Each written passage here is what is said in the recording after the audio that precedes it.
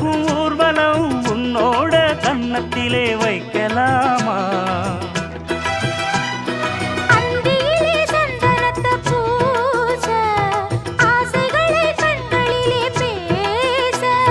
சேலையிலே நீ விசிறி வீச காலையிலே பார்த்த கண்ணு கூச என்ன சுகமோ எப்ப வருமோ என்னென்ன பண்ணுதையா